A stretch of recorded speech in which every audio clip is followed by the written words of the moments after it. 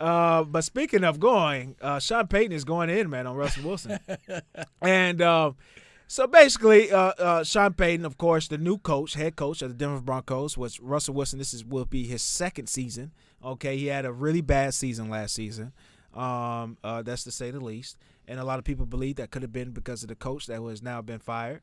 And if you remember, Sean Payton. Watching Hard Knocks, he is not head coaching material. He is a really quirky guy, like an odd guy.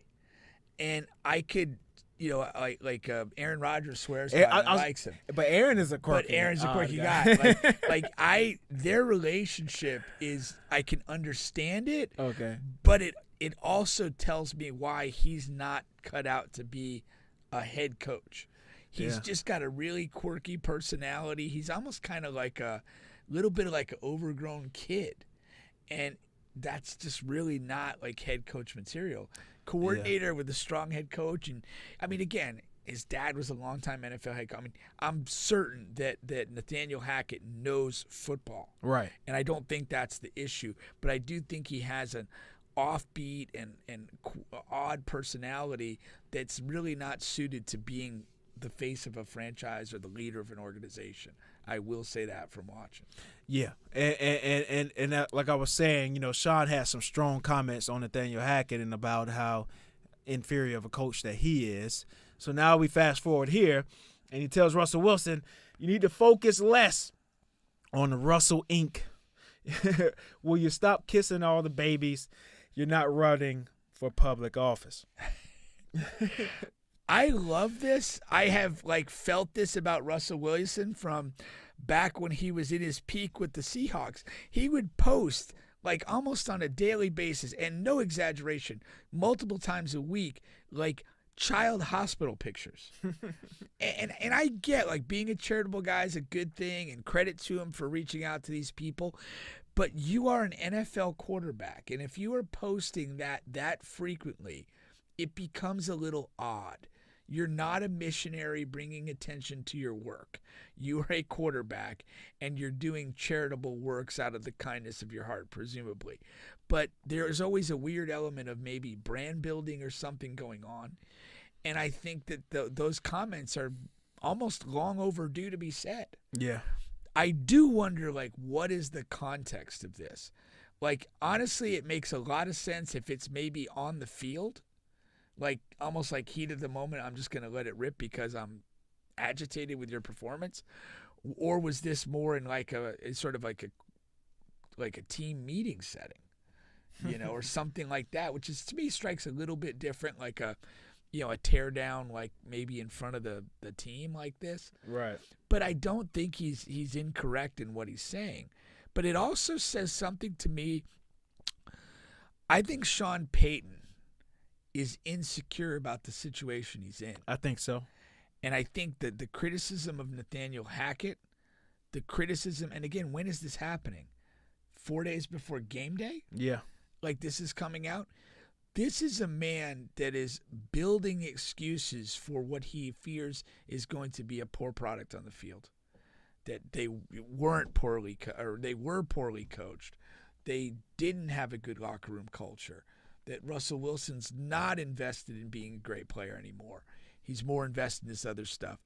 So that Sean Payton gets to come out and, do his thing, and if it doesn't work, he's got plenty of people to blame. Right.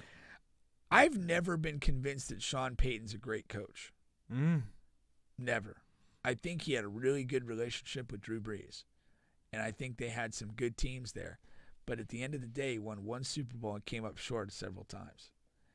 And that's not a complete indictment of his thing, but I'm talking about great coach. And I think when Denver made the hire in this market, they thought they were hiring a great coach, and I don't think they did. That's really interesting. Of course, we'll find out. But I mean, as far as his track record, I agree with that. I mean, he had an all-time great quarterback with some great teams there. And he got it done one time, but that's about it. But they're and he was in this. I mean, again, the same organization. Like it Yeah. was what it was. Like it it's was not. what it was. This is not a guy that went from one place to another and won in both places. This is not a guy that won with multiple quarterbacks. And, Now, he had some good seasons. They not weren't garbage. in the doghouse or the lottery, if you will, the first 5 picks or anything. Sure. He held it down. But as far as the Russell thing that we're talking about here, I was very disappointed in Russell last season. But there were tea leaves.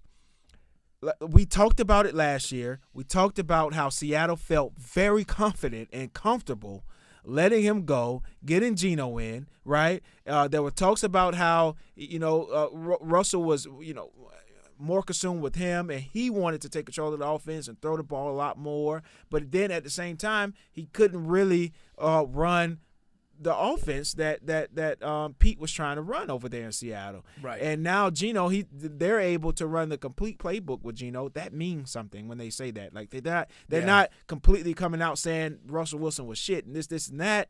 But when they come out and say, hey, we're able to do all of this with Geno, we haven't done this we haven't been able to do this in 7-8 years. Yeah. That means something, right? Yeah. And then he gets over here to Denver, and the thing you have to okay, he's a bad coach. But Russell is still out there throwing these interceptions. He's still out here taking these sacks and things of that nature. And you can see, man, from the thing with him and Future and Sierra, just how he's so I don't know the word I'm looking for, but he's just not a regular guy. He's you heard that like from back in the Seattle thing, like he was not. Like he portrays himself as this all-in, I am prepared, team-first guy, but he was not universally liked in that locker room in Seattle, even in what you would consider his peak years. And I do think there's a certain element of phoniness to him. And he's a prick. He needs, like in Denver last year, he needs his own office. He wants to, private planes. He wants his own team to have certain privileges nobody else has on the team. All of this stuff. It's like, what are you doing? Yeah. And you're playing god awful. No, I'm not giving you all of this. Yeah. Like one thing Sean did do, he came in and said, hey, none of this. What are we doing here? We have one coach here.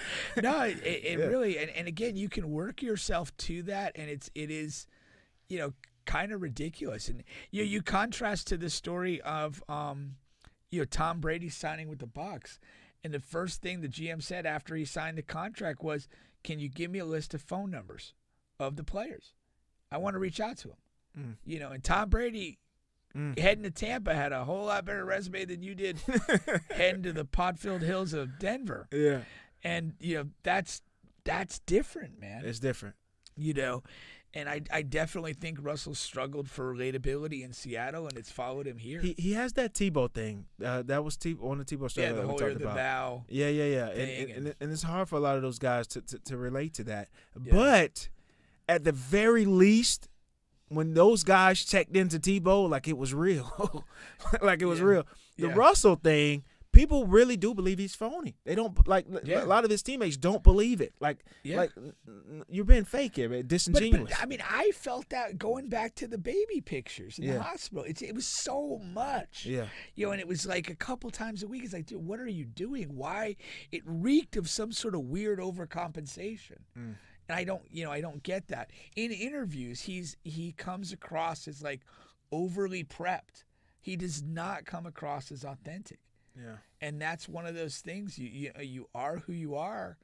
And I think Denver at the end of the day has made a horrible mistake in investing this window of opportunity in Russell Wilson. I'm a guy in fantasy drafts. I wait for quarterbacks. I pounce. You do. Yeah. I wait for quarterbacks. But when I'm down to choices, I'm just not picking Russell. I've had Russell, Dak, Geno, Richardson, Anthony Richardson, and I'm not picking Russell at any cost. I pick Anthony over Russell. Yeah. And I don't think Anthony's going to do anything awesome at all. Yeah. But I'm just not picking Russell. No, I agree. I agree with you. Like he at this point in his career and in my fandom of football, like I don't particularly want him to succeed. Yeah. And I don't want to pick him on my fantasy team where I kind of have to root for him. Yeah, no. I'd, Not even a backup role. right, but I'd much rather spend that pick on a player that I would enjoy, Yeah. following and hoping good things happen to them. You do go quarterback pretty early. Even you do. Yeah. And that's fun. You get the Mahomes, you get the Hurts, whoever you. I know you got Mahomes in one league. Yeah, I got that we're Josh Allen and I got and you Hurts in one. I got Josh Allen in and the you other. got Josh in there. Yeah. My theory, and people could disagree with it, but like quarterback points are typically going to be the highest consistent points Yeah. when you're talking about a top 5 The league quarterback. guys. Yeah. And that's what I'm going for. If I Yeah. could be at the middle or end part of the first round and nab the best quarterback or the top 2 or 3 guy, I'm going to do it. And if you miss on one of those guys, that's different. Now you're talking about something different. But yeah, I agree with that. Yeah, there's a tier. I would say like for this year, if other people thought similar to me and Pat, Josh, Hurts and Burrow went off the board before my first pick, I would probably go to another spot. But you got to realize there's an economy to that. That if those quarterbacks are going early, that means that other positional guys are sliding, and so there's going to be value there. Yeah. But in the modern era of fantasy football, other positions seem to be valued higher than quarterback, at least early in drafts, and I'm going to take advantage of that marketing efficiency. Yeah, there you go. There you go.